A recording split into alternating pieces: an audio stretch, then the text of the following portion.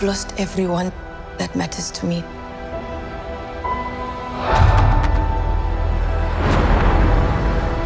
The king has his duties to prepare our people for the afterlife.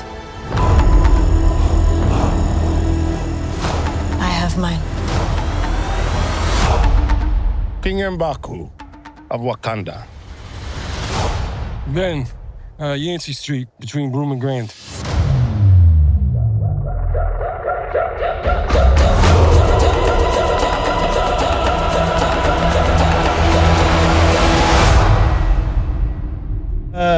I hate those kind of teasers. I really don't like those kind of teasers, bro. It's not telling us much, but what it is informing us of is that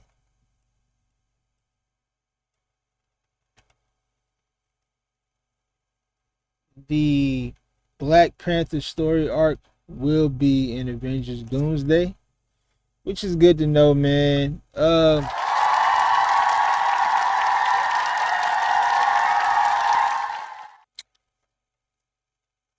Since this is gonna be our first time talking about this, man, shout out to and rest in peace to the late Chadwick Boseman, man.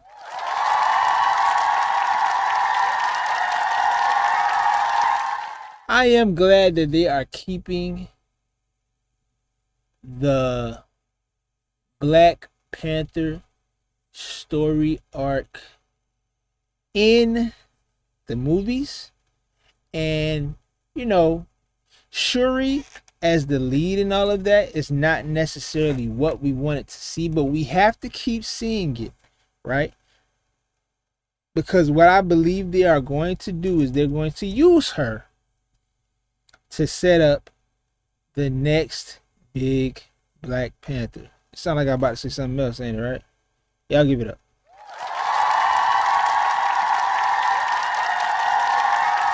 And that is why I'm pleased to see this. Black Panther 2, it was good in a lot of ways, but it was... You know what would have made Black Panther better? Is if Chadwick Boseman was in it. But if we had to stick to,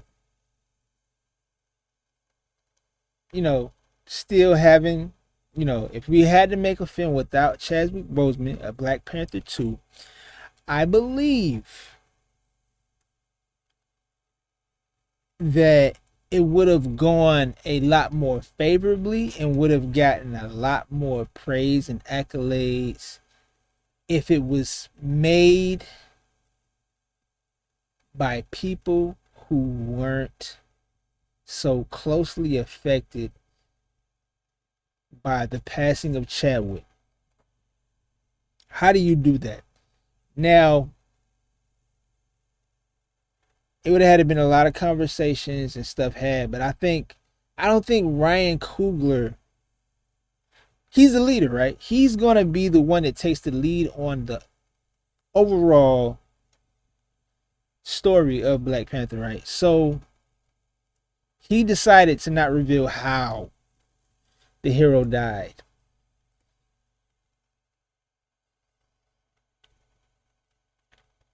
I think the movie would just became more personal than anything else. So I think, and not personal enough. How about that? It became personal, but not personal enough. So they didn't want to disclose how. Which that would have maybe that was like a respect, because Chadwick didn't disclose what he was dealing with, right? I mean, and I tell you, man, that is a rough topic. I'm not gonna lie. Do I blame him for taking that stance? He knew Chadwick personally, so it's like Chadwick wanted privacy when it came to that situation, so he just gave the Black Panther a demise, and we knew nothing about what it was. He was just dying, and then he died. And it was less about Black Panther and more about Chadwick. And that's, I mean, he took the opportunity to just do that. And nobody could be mad nobody could be mad at Ryan Coogler for making that decision. But the movie is respected, but it's like, it honestly just could have been better if it was separate from reality, right? Because the first movie, it made up a whole environment, a whole world. We created a world. And we created you know what I'm saying? It was all creation. And the second one just kind of, it more so dwelled in actual loss in real life. So that's what I got to say about that. But I do think that there is light on the horizon with this. You know, we still see Shuri in that position from Black Panther 2, but I think we have to, in order to usher in the next generation of Black Panther. So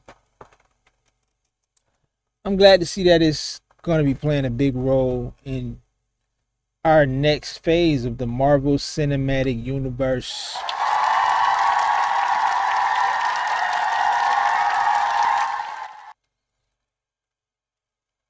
I love them, man. I do. I love them, man. You know, I didn't like it. I didn't like Black Panther 2, but I understand it.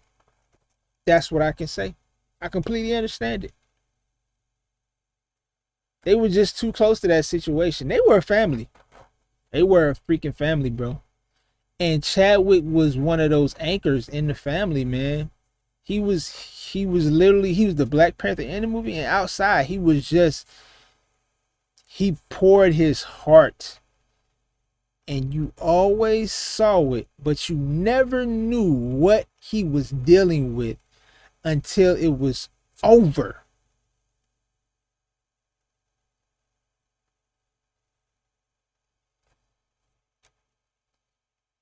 So you gotta understand that. I don't like the Black Panther, but I love them and I understand it. I'm Black Panther 2, I'm sorry. I don't like Black Panther 2, but I understand it and I love them. So Avengers Doomsday in general, I can't wait. I can't wait.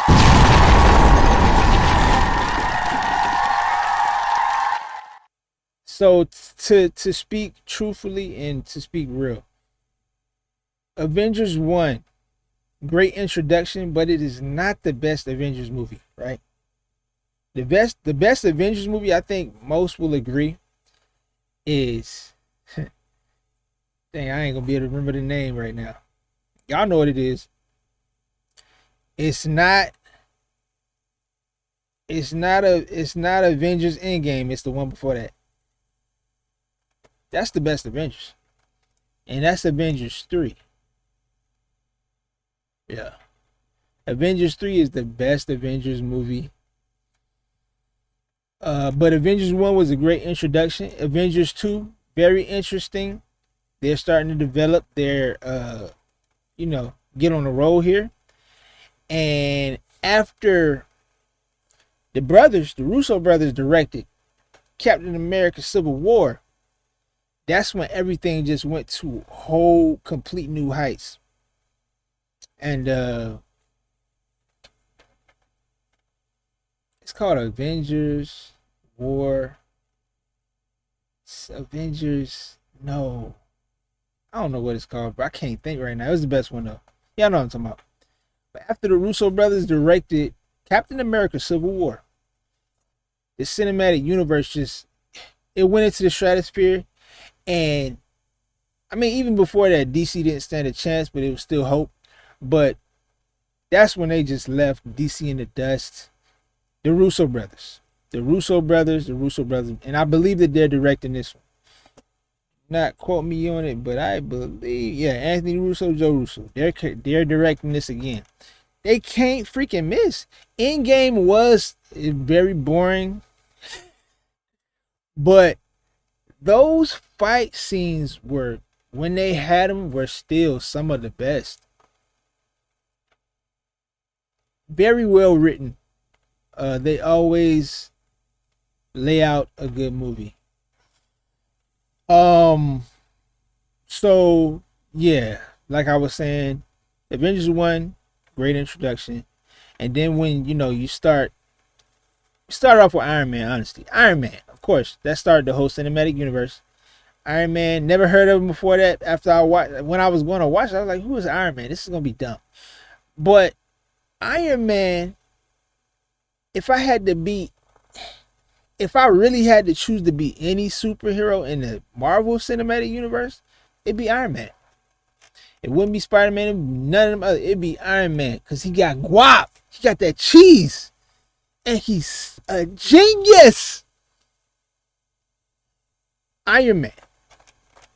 When he almost died, when Thanos stabbed him in the stomach, I gasped. And I put my hand over my mouth and I shut up for a minute. I said, bruh, I know they're not about to kill Tony Stark. They could have did that to anybody else. Tony Stark? So now y'all know Spider-Man is my favorite superhero from the cinematic universe. But if I had to choose to be any of them, have any of the powers or anything, Tony Stark don't have powers. I would be Tony Stark though. He creates power. So there you go.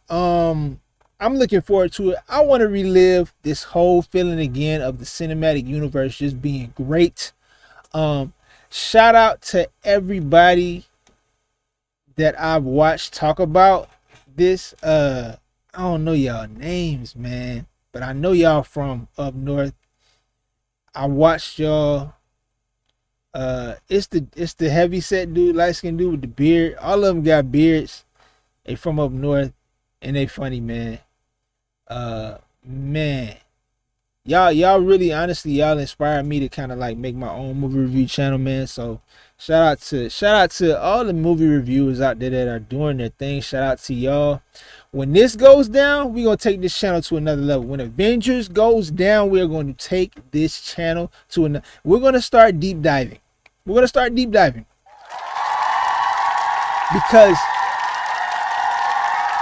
what the Marvel's movies do for me is they combine a lot of elements that I freaking love. Sci-fi, action, thriller, drama. It's all of that in one to me. Drama, I guess you could say fantasy. Like, it just combines a lot of this stuff, man. And it's like everything you love in one place. It's a little bit of like, I don't like comedy, man. I'm sorry. Some of that comedy is not funny, man. But look at it. It's eye candy. It is eye candy. Great CGI. Some of the best CGI in the game. But that's all I got to say about it, man. I'm looking forward to reliving the 2010s. I'm looking forward to reliving the 2010s, all the vibe and the energy that we had from the 2010s with the Marvel Cinematic Universe, man. Y'all let me know what y'all think down below. I'll see y'all on the next one. Peace!